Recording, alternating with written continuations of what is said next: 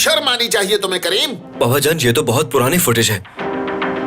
आप तो अच्छी तरह जानते हैं ये न्यूज वाले सिर्फ आग लगाना जानते हैं। नहीं नहीं, वो देखें, उन्होंने नीचे लिखा है कि ये तस्वीरें पुरानी नहीं नई हैं। लेकिन साथ कौन है ठीक से नजर नहीं आ रहा।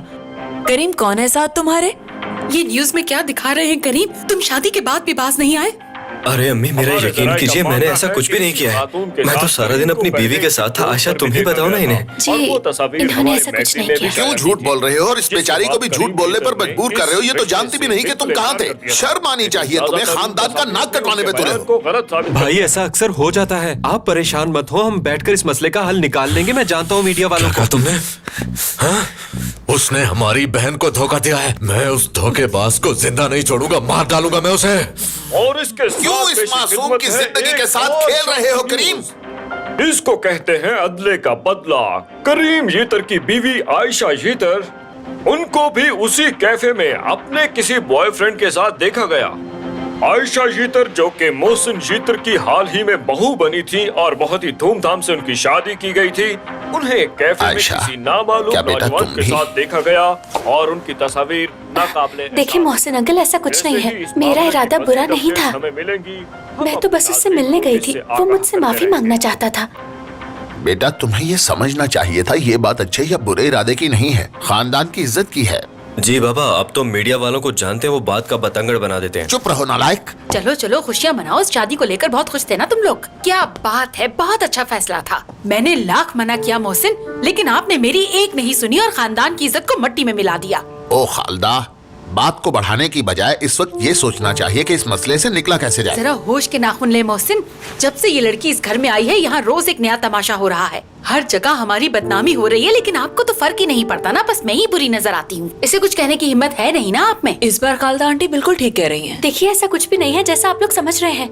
मैं तो इसलिए मिलने गई थी ताकि वो दोबारा मुझे तंग न करे। मैंने कुछ गलत तो नहीं किया। क्या बात है, तुमने तो सारी परेशानी खत्म कर दी हमारी। उस लड़के से मिलने के लिए किससे इजाजत ली थी तुमने, जरा बताना। और करीम साहब, शादी से पहले तो आप बड़ी बड़ी बातें कर रहे थे, आप बोलते नहीं? क्या सांप सूंघ गया है? इस तरह चुप करके क्यों आप खड़े इस हो? तरह बात नहीं कर सकती मुझसे। आप हर वक्त मुझे नीचा दिखाने की कोशिश करती हैं, इसका आपको कोई हक नहीं मैंने है। किससे किस तरह बात करनी है, इस बारे में तुम्हें मुझे बताने की जरूरत नहीं है। तुम बस इतना जान लो कि तुम मुझसे इस लहजे में बात नहीं कर सकती।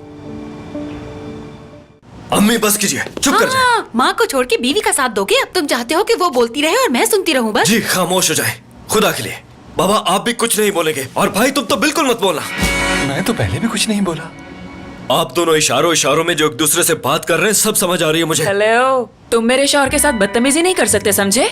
समीर, देख रहे हो ना तुम्हारा भाई किस तरह बात कर रहा है मुझसे। ठीक है, लेकिन मुझे इशारों से लगा कि शायद आप लोग कुछ बोल रहे हैं। खैर, इस मामले पे अब मैं बात करूंगा और सब लोग खामोशी से सुनेंगे। बात यह है, क्योंकि ये मामला मेरी शादी का है, ऐसा ही है ना, तो बोलने का हक भी मुझे होना चाहिए। मेरे अलावा किसी को इख्तियार नहीं कि इस मामले पे बोले, ठीक है ना? मसलन जब आयशा ने हमारी कंपनी में काम शुरू किया, मुझसे किसी ने पूछा? हमेशा की तरह आपका फैसला आखिरी था बाबा, क्योंकि हमारी तो इस घर में कोई इज्जत ही नहीं है।